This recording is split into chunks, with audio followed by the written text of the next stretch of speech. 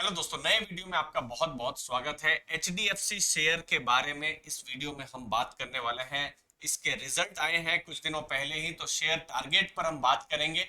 लेकिन फोकस रहेगा हमारा बिजनेस को जानने का, बिजनेस को समझेंगे, बिजनेस का ग्रोथ देखेंगे और भविष्य में कैसा ग्रोथ हो सकता है, इन सब चीजों के बारे में दोस्तों डिस्कस करेंगे।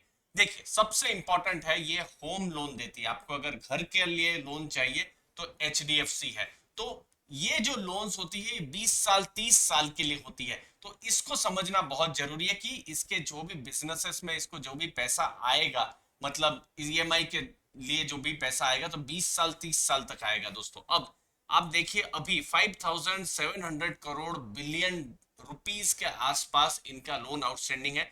और पिछले 5 सालों में अगर हम बात करें तो ये 14% सीएजीआर के हिसाब से बढ़ा है। मतलब मैं कहूं कि ये डबल से भी ज्यादा इसका लोन ग्रोथ हुआ है। दूसरी चीज, 84 लाख, ये 84 लाख घर जो है उसको ये फाइनेंस कर चुकी है। कॉस्ट टू इनकम लगभग 7.7, मतलब 100 रुपया कमाती है तो उनका खर्चा होता है 7.7%। और अगर आप प्रॉफिट की बात करें तो प्रॉफिट लगभग आप देख सकते हैं 4 साल के अंदर प्रॉफिट ये डबल हुआ है। तो दोस्तों, ऐसे रिजल्ट आने के बाद में बड़े टारगेट्स भी आते हैं। आप देखिए, 2422 इसका करंट प्राइस है। आप बड़े बड़े रिसर्च हाउस को देख सकते हैं, जैसे मोतीलाल ओसवाल 3275 का टारगेट दिया है, आईसीआईसीआई डायरेक्ट 3100 का, प्रभुदास लीलाधर 3094 का टारगेट, सीएलएसए 3000 रुपीज का टारगेट, जेपी मॉर्गन 2860 का टारगेट, फिर मैक्वेरी 2835 का टारगेट। तो हम यहाँ पर हम देख सकते हैं आराम से 10% से लेकर 20% से ऊपर का टारगेट यहाँ पर दिया जा रहा है दोस्तों, एचडीएफसी लिमिटेड पर। दोस्तों, एचडीएफसी लिमिटेड का यहाँ पर बिजनेस समझने से पहले भारत को समझना बहुत जरूरी है दोस्तों। अब देखिए, जब हम मॉर्गेजेस, मतलब ये होम लोन आप समझ लीजिए, पूरा जीडीपी जो होती है, नॉमिनल जीडीपी जहां सब कुछ ऐड हो जाता है, तो नेदरलैंड को आप देखिए 89% है।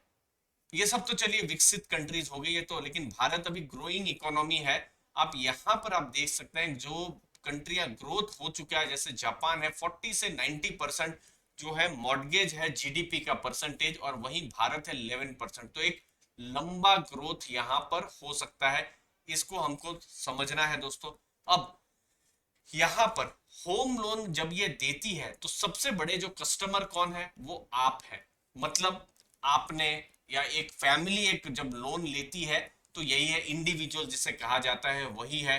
तो ये एक बहुत बड़ा यहाँ पर होम लोन है। और इंडिविजुअल में भी कौन कौन लोन लेते हैं हम थोड़ी देर में डिस्कस करेंगे।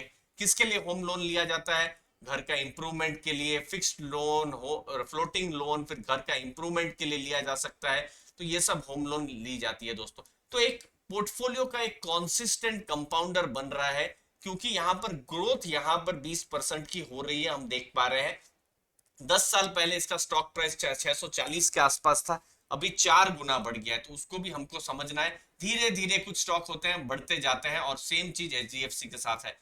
इंडिविजुअल लोन सबसे ज्यादा है, 5000 बिलियन के अगर आप देखें तो 70-72% यहाँ पर ही लोन जा रही है, और ग्रोथ भी यहाँ पर 13% का है। नॉन इंडिविजुअल में क्या होता है, डेवलपर लोन होती है, कंस्ट्रक्शन जो फाइनेंस की जाती है, फिर कॉर्पोरेट को अगर लोन चाहिए तो वहां पर होती है। तो वहां पर, लेकिन वहां भी फायदा है, वो मैं आपको बता रहा हूं। यहाँ पर ये देखिए, सबसे नीचे यहाँ देखिए, अगर होम लोन अगर लिया जा रहा है किसी भी कंस्ट्रक्शन के लिए या कॉर्पोरेट के लिए, नॉन इंडिविजुअल, तो यहाँ इनके स्प्रेड बहुत ज्यादा है, 3.22%। लेकिन आपको अगर ये लोन दे रही है तो बहुत ज्यादा फायदा नहीं है, 1.93% ही, मतलब 2% के आसपास ही इनको स्प्रेड मिल रहा है। अब दोस्तों, स्प्रेड का मतलब क्या है वो भी समझ लेते हैं। देखिए, सबसे इंपॉर्टेंट है कि ये जो लोन्स जो भी जैसे एचडीएफसी है वो लेती है, तो ये 10.18% है, ये आप समझ सकते हैं रिटर्न ऑन लोन्स, ठीक है। और जो एचडीएफसी लिमिटेड जो लोन उनको जो मार्केट से मिलती है, वो 7.9 या 6.70% में मिलती है। और जो भी सामने जो लोन गई है वो 9% में गई है अप्रोक्सीमेटली, मतलब इंडिविजुअल आपकी लोन, कॉर्पोरेट की लोन सब मिला के 9% में वो लोन गई है। तो वो उसके बीच का जो रिटर्न है वो आप कह सकते हैं वो एक तरीके से स्प्रेड है जो कि 2.29% है। तो एक चीज है कि इंडिविजुअल लोन ज्यादा जरूरी है क्योंकि ज्यादा सेफ है, कॉर्पोरेट लोन थोड़ी रिस्की है लेकिन प्रॉफिट वहां से आता है। अब लोन कहाँ कहाँ से कौन कौन लेते हैं? एम्प्लॉयड लोग सबसे ज्यादा लेते हैं, गवर्नमेंट में एम्प्लॉयज होंगे या फिर प्राइवेट में एम्प्लॉय होंगे वो सबसे ज्यादा लेते हैं। प्रोफेशनल जो है थोड़ा कम लोन लेते हैं।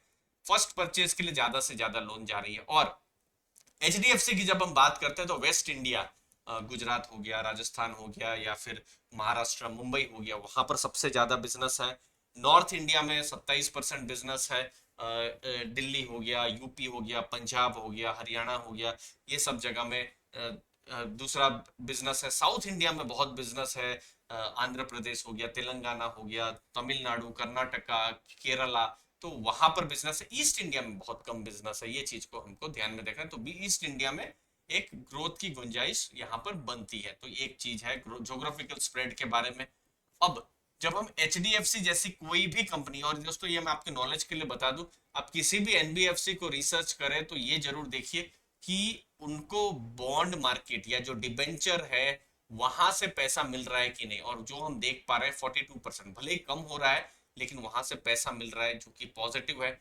डिपॉजिट से पैसा मिल रहा है कि नहीं, डिपॉजिट मतलब इनके जो बॉन्ड्स आते रहते, या फिर मैं ऐसा कहूँ कि जो एचडीएफसी के भी बहुत सारे आपने डिपॉजिट किया 2 साल के लिए, 5 साल के लिए, फिर इंटरेस्ट आपको मिलेगा, तो वो सब जो प्रोडक्ट्स होते हैं वो भी यहाँ पर बढ़ रहे हैं 34%।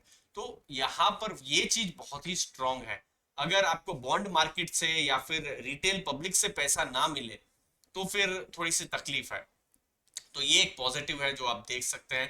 टोटल बोरोइंग भी इनकी स्ट्रांग है। तो एनबीएफसी है तो वो बोरोइंग का रिस्क समझना बहुत जरूरी हो जाता है। लास्ट में जब हम एचडीएफसी की बात कर रहे हैं तो एम्प्लॉयज यहाँ पर बढ़े हैं। आउटलेट्स यहाँ पर 379 से 390 हुआ है। और प्रॉफिट पर एम्प्लॉय भी आप देख सकते हैं 4,07,000 डॉलर से 4,68,000 डॉलर, ये भी बढ़ा है। ये एक चीज देख सकते हैं। कॉस्ट टू इनकम कम हुआ है, तो कॉस्ट जितना कम हो उसको ज्यादा ज्यादा पॉजिटिव मान सकते हैं। यहाँ पर दोस्तों इस वीडियो में मेरा फोकस था आपको बिजनेस के बारे में समझाना, ग्रोथ के बारे में समझाना। जो हम देख पा रहे हैं कि भारत में होम लोन के लिए बड़ा ग्रोथ हो सकता है।